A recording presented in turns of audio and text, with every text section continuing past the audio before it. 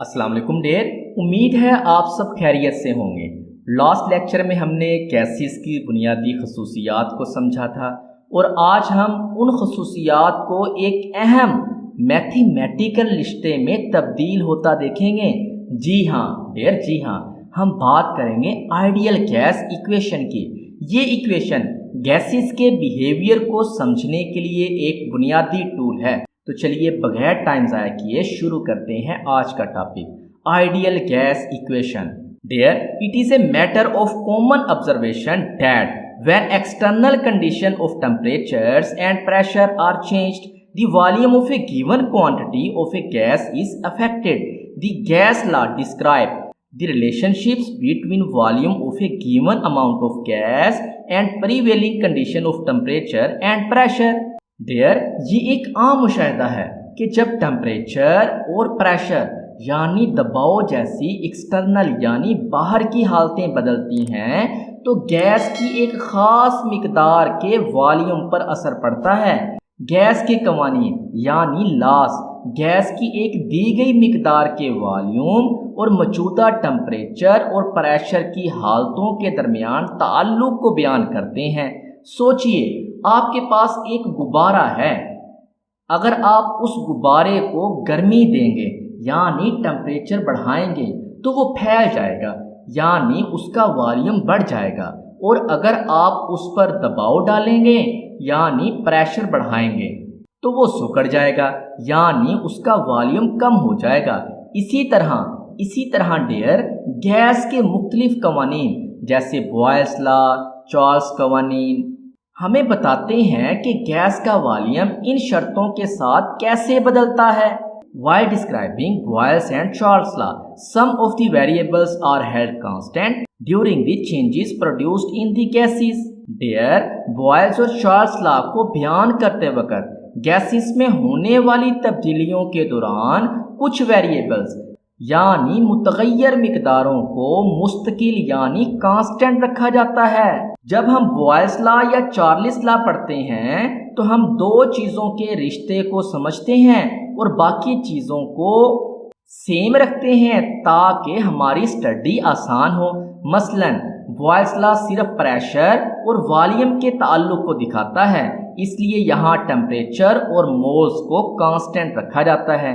According to Boyle's law, volume is inversely proportional to pressure when N and T are held constant. Dear, according to Boyle's law के मुताबिक volume pressure के inversely proportional होता है यानी उल्टा मुतनासिब जब moles और टेम्परेचर को आप क्या रखें, मुस्तकिल रखें। इसका मतलब है कि अगर आप किसी गैस पर प्रेशर बढ़ाएं तो उसका वॉल्यूम कम हो जाएगा और अगर प्रेशर कम करें तो वॉल्यूम बढ़ जाएगा। शर्त ये है कि गैस की मिकदार और उसका दर्जाए हरारत यानी टेम्परेचर ना बदले। इमेजिन करें, एक सरिंज जब आप प्लंजर को दबाते हैं यानी प्रेशर बढ़ाते हैं तो सरिंज के अंदर की हवा का वॉल्यूम कम हो जाता है। Next there, according to Charles' law, volume is directly proportional to temperature when N and T are held constant. Their volume temperature के सीधा मुतनासिब यानी डायरेक्टली प्रोपोर्शनल होता है जब मोल्स और प्रेशर को आप क्या रखें, मुस्तकिल रखें। इसका मतलब है कि अगर आप किसी गैस का टेम्परेचर बढ़ाएंगे तो उसका वॉल्यूम बढ़ जाएगा और अगर टेम्परेचर कम करेंगे तो वॉल्यूम भी कम हो जाएगा। शर्त ये है कि गैस की मिकदार यानी नंबर ऑफ मोल्स और प्रेशर यानी P ना बदलें यानी ये कांस्टेंट हों। एक मिसाल लेते हैं। अगर आप एक गुब्बारे को धूप में रखें तो वो फैलने लगेगा यानी वॉल्यूम बढ़ेगा क्योंकि अंदर की हवा का टेम्परेचर बढ़ रहा है। इसी तरह अगर आप उसको उठाकर रेफ्रिजरेटर में रख दें तो वो सिकुड़ेगा क्योंकि अंदर की हवा का टेम्परेचर कम हो रहा है।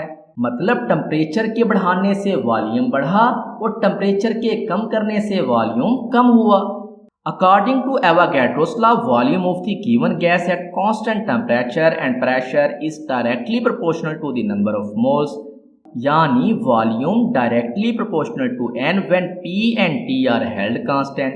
देयर एवोगैड्रोस लॉ के मुताबिक दी गई गैस का वॉल्यूम कांस्टेंट टेम्परेचर और प्रेशर पर मोल्स की तादाद यानी नंबर ऑफ मोल्स के डायरेक्टली प्रोपोर्शनल होता है। यानी वॉल्यूम मोल्स के डायरेक्टली प्रोपोर्शनल होता है जब प्रेशर और टेम्परेचर को मुस्तकिल रखा जाए।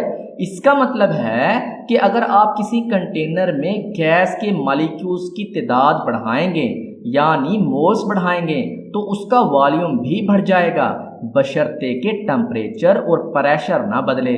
जैसे अगर आप एक खाली गुब्बारे में ज़्यादा हवा भरें तो वो और ज़्यादा फूल जाएगा क्योंकि आप उसमें हवा के मॉलिक्यूल्स बढ़ा रहे हैं यानी नंबर ऑफ मोल्स बढ़ा रहे हैं। If we think for a moment that none of the variables are to be kept constant, then all the above three relations यानी equation 1, 2 and 3 can be joined together as V directly proportional to NT over P। There अगर हम एक लम्हे के लिए सोचें कि इनमें से कोई भी वेरिएबल मुस्तकिल नहीं रखना तो ऊपर दिए गए तीनों ताल्लुक को इकट्ठा किया जा सकता है इस शक्ल में, यानी वॉल्यूम डायरेक्टली प्रोपोर्शनल होता है मोल्स और टेम्परेचर के और इनवर्सली प्रोपोर्शनल होता है प्रेशर के। V is equal to constant NT over P, मतलब V बराबर है एक कांस्टेंट के multiply by NT and divided by P। The constant suggested here is R which is called ideal gas constant. Its value is 0.0821 atmosphere cubic decimetre per kelvin per mole. Dear यहाँ जो हमने constant इस्तेमाल किया है वो R है जिसे ideal gas constant कहते हैं। इसकी कीमत 0.0821 atmosphere cubic decimetre per kelvin per मोल होती है। डियर हर प्रोपोर्शनैलिटी को इक्वलिटी में बदलने के लिए एक कांस्टेंट की जरूरत होती है। गैसेस के लिए ये कांस्टेंट R कहलाता है। इसकी कीमत मुख्तलिफ यूनिट्स में मुख्तलिफ होती है लेकिन आम तौर पर 0.0821 atmosphere cubic decimetre per kelvin per मोल इस्तेमाल की जाती है। ये कांस्टेंट गैसेस की प्रॉपर्टीज को समझने में एक बुनियादी किरदार अदा करता है। Hence V is equal to R NT over P, यानी PV is equal to nRT। Dear यही हमारी सबसे मशहूर आइडियल गैस इक्वेशन है। ये इक्वेशन गैसेस की प्रॉपर्टीज से मुतल्लिक बहुत से मसाइल हल करने में हमारी मदद करती है। इसमें PV, nR और T का ताल्लुक बताया गया है। Dear next is calculation of relative molecular mass MR of a gas. Equation 4 जो हमने यहाँ डिस्कस की can be employed to calculate the relatively molecular mass of a gas whose pressure, temperature, volume and mass in grams are known. This is achieved by rearranging equation 4। Dear equation 4 को ऐसी gas की relative molecular मास निकालने के लिए इस्तेमाल किया जा सकता है जिसका प्रेशर, टेम्परेचर, वॉल्यूम और ग्राम्स में मास मालूम हो। ये इक्वेशन 4 को तरतीब देकर हासिल किया जा सकता है। यानी अगर हमें किसी गैस के दबाव यानी प्रेशर, टेम्परेचर, वॉल्यूम और उसके वजन यानी मास का पता हो तो हम आइडियल गैस इक्वेशन की मदद से उस गैस के मॉलिक्यूलर मास को मालूम कर सकते हैं जो कि बहुत कीमती मालूमात है। Putting n is equal to small m over capital M in equation 4। ये इक्वेशन 4 में n की वैल्यू आप पुट करें जो कि small m over capital M है, where small m means mass in grams and capital M means molar mass of the gas. So equation क्या बन जाएगी? PV is equal to small m RT over capital M। Now rearranging equation 5। अब हम इस equation को rearrange करते हैं। तो डियर इसको रीअरेंज करने के लिए रेसिप्रोकल क्रॉस करवाएं तो हमारे पास m की वैल्यू आ जाएगी स्मॉल m RT, तो हमारे पास कैपिटल M की वैल्यू आ जाएगी small m RT over PV। At molecular level the molar mass becomes relative molecular mass of a compound, therefore we can write MR is equal to small m RT over PV। Dear इसका मतलब है कि practically जब हम chemical calculation करते हैं तो molar mass और रिलेटिव मॉलिक्यूलर मास को एक ही चीज समझा जाता है क्योंकि इनकी न्यूमेरिकल वैल्यू सेम होती है, सिर्फ इनके यूनिट का फर्क होता है।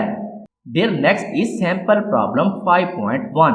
the volume of 134 gram of gas at -73 degree centigrade under 10 atmospheric pressure is 5 cubic decimeter. Determine the relative molecular mass of the gas. So here the molecular mass of the gas can be calculated by using the formula capital M is equal to small m RT over PV.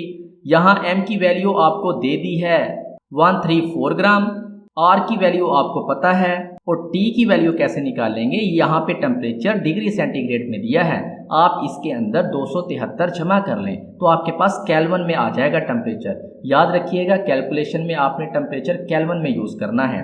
Divided by PV, pressure यहाँ कितना दे दिया है आपको 10 atmospheric pressure और volume आपको 5 cubic decimetre दे दिया गया है, तो लिहाजा आपके पास मोलर मास कितना आ जाएगा 44 ग्राम पर मोल।